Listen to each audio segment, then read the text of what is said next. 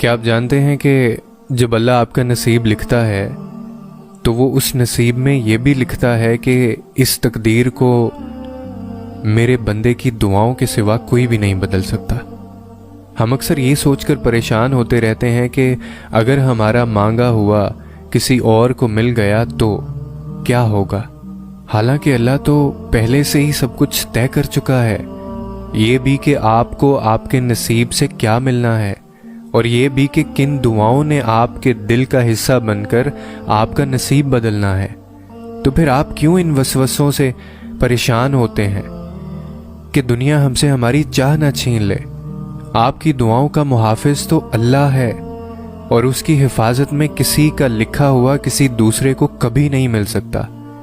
जो भलाई अल्लाह ने आप तक भेजनी है वो आप तक हर हाल में पहुंच कर रहती है।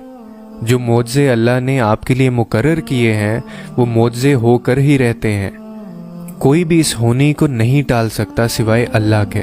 जिस पर अल्लाह ने हमारे लिए पहरे बिठा रखे हैं उसे हमसे कोई नहीं छीन सकता।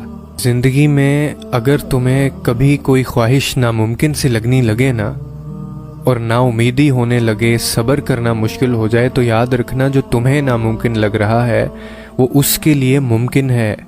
नाउमीद ना होना, और इसी को तो उसके कुन पर कामिल यकीन करना कहते हैं। यही तो आजमाइश है तुम्हारे सब्र की।